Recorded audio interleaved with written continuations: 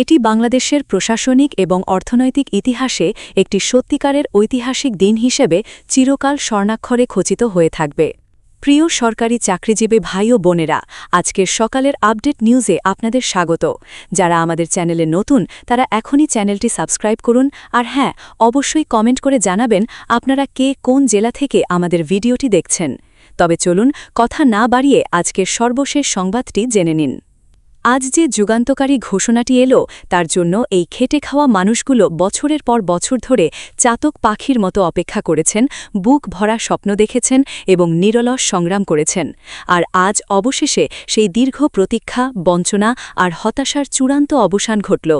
এইমাত্র পাওয়া সর্বশেষ এবং সবচেয়ে নির্ভরযোগ্য তথ্য অনুযায়ী আসন্ন নতুন বাজেটে যুক্ত হতে যাচ্ছে শতভাগ বা 100% পেনশন সুবিধা এবং একই সাথে বহুল আলোচিত গ্রেড সংখ্যায় আসছে এক বিশাল এবং বৈপ্লবিক পরিবর্তন।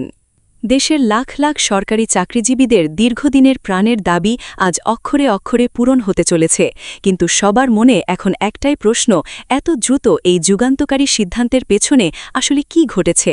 কিভাবে এবং কোন প্রক্রিয়ার মাধ্যমে সরকারের নীতি নির্ধারকরা এই চূড়ান্ত সিদ্ধান্তে পৌঁছালেন? পুরো বিষয়টি এখন আপনাদের সামনে অত্যন্ত সহজ এবং বিস্তারিতভাবে তুলে ধরছি।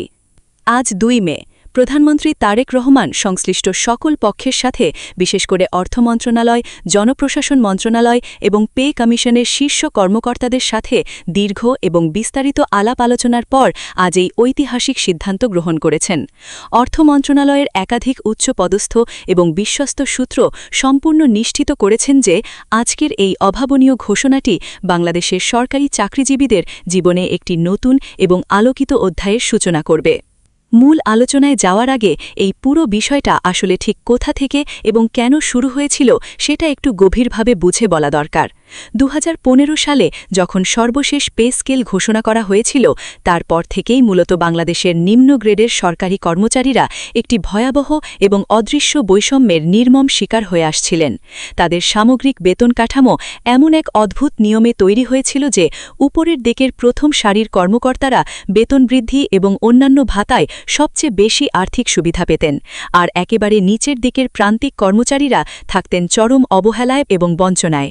একজন সাধারণ পিয়ন, ঝাড়ুদার, অফিস সহকারী থেকে শুরু করে মাঠ পর্যায়ের হাজার হাজার নিম্ন পদস্থ কর্মচারী এই পাহাড় সম বৈষম্যের বোঝা নীরবে বহন করতে করতে দিনের পর দিন রাষ্ট্রের সেবা করে গেছেন। বর্তমান সময়ের লাগামহীন দ্রব্যমূল্যের ঊর্ধ্বগতিতে যখন তাদের পিঠ একেবারেই দেয়ালে ঠেকে গিয়েছিল, তবু তারা দাপ্তরিক কাজে কখনোই পিছপা হননি বা থেমে থাকেননি। তারা নিজেদের অধিকার আদায়ে রাজপথে নেমে আন্দোলন করেছেন, স্মারকলিপি দিয়েছেন, কিন্তু কখনোই রাষ্ট্রের জন্য ক্ষতিকর কোনো অস্বাভাবিক পরিস্থিতি বা অরাজকতা তৈরি করেননি। চরম ধৈর্যের সাথে এবং সম্পূর্ণ শান্তিপূর্ণ উপায়ে তারা সরকারের উচ্চ পর্যায়ে তাদের যৌক্তিক দাবিগুলো বারবার জানিয়ে আসছিলেন। পে কমিশনের বর্তমান চেয়ারম্যান জাকির আহমেদ খান গণমাধ্যমের কাছে এই সত্য বিষয়টি অকপটে স্বীকার করে বলেছেন যে সরকারি কর্মচারীরা 2015 সালের পর থেকে এক দীর্ঘ সময় ধরে চরম অর্থনৈতিক বৈষম্যের শিকার হলেও তারা কখনোই শৃঙ্খলা ভঙ্গ করে কোনো অস্বাভাবিক পরিস্থিতি তৈরি করেননি। তাদের এই অসীম শান্তিপূর্ণ ধৈর্যের কারণেই প্রধানমন্ত্রী তারেক রহমান স্বয়ং একাধিক বৈঠকে তাদের ভূয়সী প্রশংসা করেছেন, এবং আজ সেই প্রশংসার পাশাপাশি রাষ্ট্রীয় উপহার হিসেবে এসেছে এই সুনির্দিষ্ট ও কংক্রিট সিদ্ধান্ত। এখন আসুন বিস্তারিতভাবে জানি আসলে কি কি সিদ্ধান্ত আজ চূড়ান্তভাবে এলো। প্রথম এবং সবচেয়ে বড় চমকপ্রদ সিদ্ধান্তটি হল অবসরপ্রাপ্ত কর্মচারীদের পেনশন সুবিধা নিয়ে। এতদিন পর্যন্ত আমাদের দেশে নিয়ম ছিল অবসরকালীন সুবিধা হিসাবে একজন কর্মচারীকে তার সর্বশেষ গ্রেডের মূল বেসিকের মাত্র ৪৫% হারে পেনশন দেওয়া হতো। বর্তমান অগ্নিমূল্যের বাজারের প্রেক্ষাপটে এটা ছিল একেবারেই অপ্রতুল এবং চরম অমানবিক। একজন মানুষ তার জীবনের সবচেয়ে মূল্যবান সময় এবং যৌবন সারা জীবন সরকারের সেবায় ব্যয় করলেন, আর যখন তিনি বার্ধক্যে উপনীত হয়ে অবসরে গেলেন তখন পেলেন তার মূল বেতনের অর্ধেকেরও অনেক কম টাকা। এই সামান্য টাকায় বয়সের ভারে নিউব্জ মানুষগুলোর চিকিৎসার খরচই জুটত না, সংসার চালানো তো দূরের কথা। এই চরম অমানবিক অসঙ্গতি এবং কষ্ট চিরতরে দূর করতে আজ ঐতিহাসিক ঘোষণা এল ১০০% পেনশন সুবিধার, অর্থাৎ এখন থেকে অবসরে যাওয়া সকল সরকারি চাকরিজীবীরা তাদের সর্বশেষ মূল বেতনের পুরো ১০০%ই পেনশন হিসাবে আজীবন পাবেন। এটা শুধু খাতা কলমে একটি অঙ্কের বা সংখ্যার পরিবর্তন নয়, এটা দেশের কয়েক লক্ষ প্রবীণ মানুষের বৃদ্ধ বয়সের সামাজিক নিরাপত্তা, চিকিৎসা নিশ্চিতকরণ এবং আত্মসম্মানের সাথে বেঁচে থাকার এক বিশাল গ্যারান্টি। দ্বিতীয় বড় এবং যুগান্তকারী সিদ্ধান্তটি এসেছে বহুল কাঙ্ক্ষিত গ্রেড কাঠামো সংস্কার নিয়ে। এই অতি গুরুত্বপূর্ণ সিদ্ধান্তটি গভীরভাবে বোঝার জন্য আমাদের একটু পেছনে যাওয়া দরকার। বাংলাদেশের সরকারি চাকরিতে এতদিন পর্যন্ত যে ২০টি ধাপের গ্রেড কাঠামো প্রচলিত ছিল সেটা অনেক পুরনো, সেকেলে এবং ত্রুটিপূর্ণ। এই পুরনো কাঠামো অনুযায়ী সরকার যদি শুধু শতাংশ হারে বেতন বাড়ায় তাহলে দেখা যায় উপরের দিকের কর্মকর্তারা টাকার অঙ্কে অনেক বেশি সুবিধা পান, কিন্তু নিচের দিকের কর্মচারীরা সেই অনুপাতে কিছুই পান না, তাদের প্রাপ্তির খাতা শূন্যই থেকে যায়। এই চরম বৈষম্যের মূল কারণই হল এই পুরনো গ্রেড কাঠামোর কাঠামোগত সমস্যা। তাই বিভিন্ন মন্ত্রণালয়ের সচিবদের সুচিন্তিত পরামর্শে, অর্থনীতিবিদদের আবিশ্লেষণে এবং সকল স্তরের কর্মচারীদের মতামতের ভিত্তিতে পুরনো ২০টি গ্রেডের সংখ্যা পরিবর্তন ও সমন্বয় করে ১৫টি রাখার চূড়ান্ত সিদ্ধান্ত নেওয়া হয়েছে।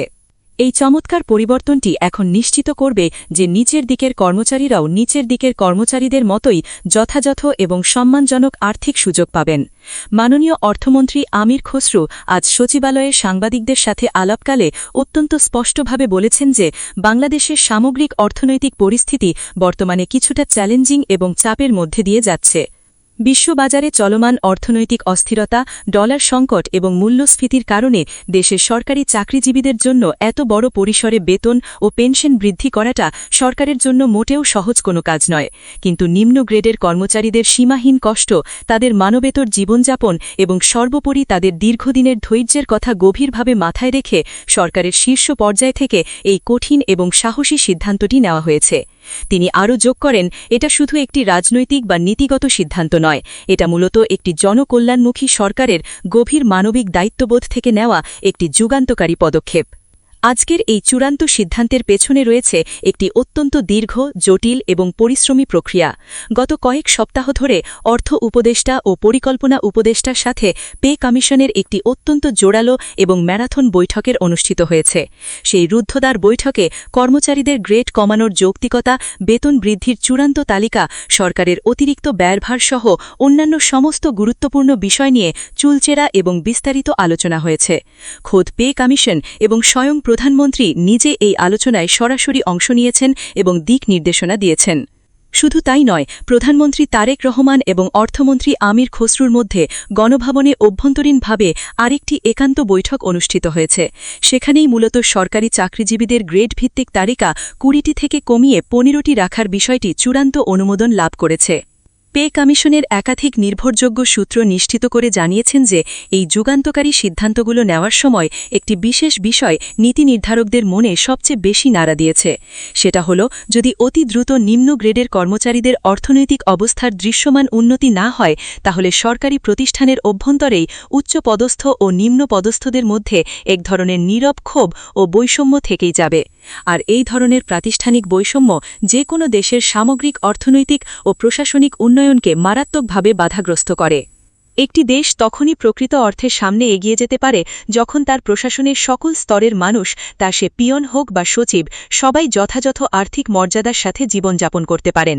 তাই সরকারের এই সাহসী পদক্ষেপ শুধু কয়েক লক্ষ কর্মচারীদের ব্যক্তিগত জীবনের জন্যই নয়, বরং দেশের পুরো অর্থনৈতিক ব্যবস্থাকে সচল রাখতে এবং প্রশাসনিক গতিশীলতা ধরে রাখার জন্য অত্যন্ত জরুরি ছিল। নতুন এই বেতন ও গ্রেড কাঠামো কার্যকর হলে বাজারে সাধারণ মানুষের ক্রয় ক্ষমতা বাড়বে এবং দেশের অর্থনীতিতে একটি নতুন প্রাণ চাঞ্চল্য ফিরে আসবে বলে বিশেষজ্ঞরা দৃঢ়ভাবে বিশ্বাস করেন। সরকারি চাকরিজীবীদের ভাগ্য পরিবর্তনের এই ঐতিহাসিক মুহূর্তের সাক্ষী হয়ে রইল পুরো দেশ। ভিডিওটি খুবই জরুরি, তাই দয়া করে সবার সাথে ভিডিওটি শেয়ার করতে ভুলবেন না। আর নতুন ভিডিও আপডেট পেতে এখনই চ্যানেলটি সাবস্ক্রাইব করুন।